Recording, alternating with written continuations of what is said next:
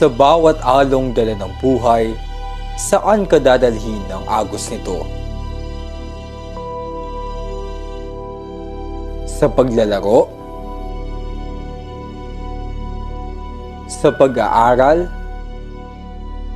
O sa paglilingkod sa Diyos?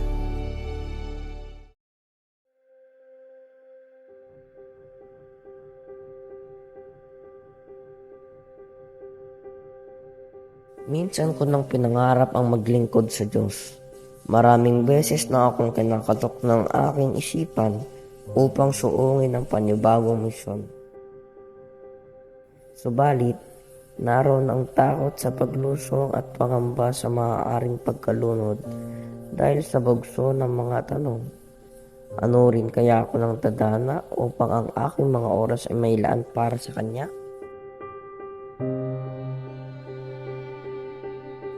Umayon kaya sa akin ng langit at ang panahon upang maging kabahagi nila? Kung magiging sakristan ako, kabilang kaya ako sa kanila?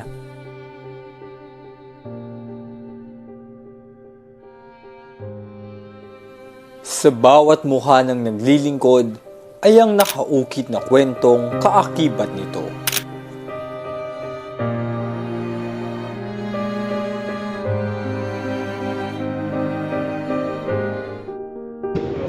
Hindi ko pinangarap maging isang sakristan. Pero since palasimba ang aking mga magulang, tanging pamilya, hinikayat nila ako para sumali dito. Para sa akin, hindi ko talaga pinangarap na maging tagapaglingkod sa dambana. Siguro nahubog lang din ako ng panahon na yun kasi laki ako sa lola ko na lagi kaming akay-akay kapag may mga padasal sa mga ganito, sa mga patay. Sa kabila ng iba't ibang mga dahilan, iisa ang pangarap. Iisa ang hangarin para sa iisang tungkulin sa Diyos at sa Kanyang sambayanan.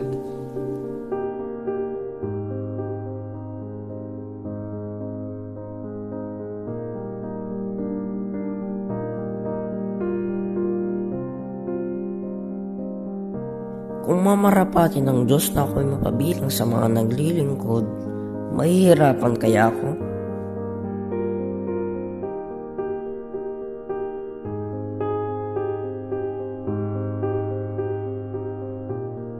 Mahirap at minsan na rin sumagi sa aking isipan na wag na tumuloy sa paglilingkod sa dambana.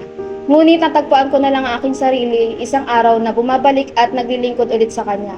Oo, nahirapan ako, lalo nung pumasok ako sa unang taon ng aking pagkakalehiyo. Hindi ko alam paano uunahin kung ano yung unang gagawin, pero walang imposible pagdating kay Kristo. Walang naglilingkod ang hindi nahihirapan. Walang tungkuling magaan kapag ito'y pasan. Magiging posible lamang ang tunay na paglilingkod kung ito'y hahaluan ng pagmamahal sa kapwa, sa Diyos, at sa Kanyang sambayanan. Tama, siguro naman kahit mahirap, basta para sa Kanya, kayang-kaya. Kung umpisan ko ngayon ang maging bahagi ng tagapaglingkod ng dambana, marami kaya akong matututunan.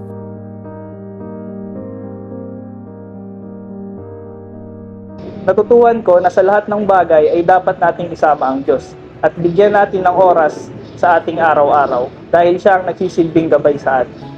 Una, natutunan ko na lawakan ang aking isipan sa totoong mundo. Kailangan mong matutong makisama sa mga kapwa mo lingkod kahit na magkakaiba pa kayo ng pananaw.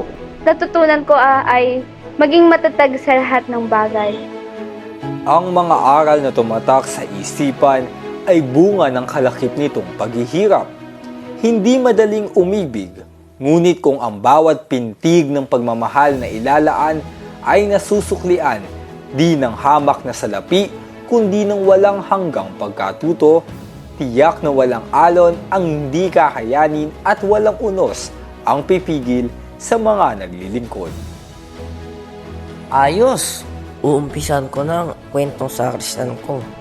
Ngunit, kabilang kaya ako sa mga tagapaglingkod ng Diyos sa Kanyang dambana?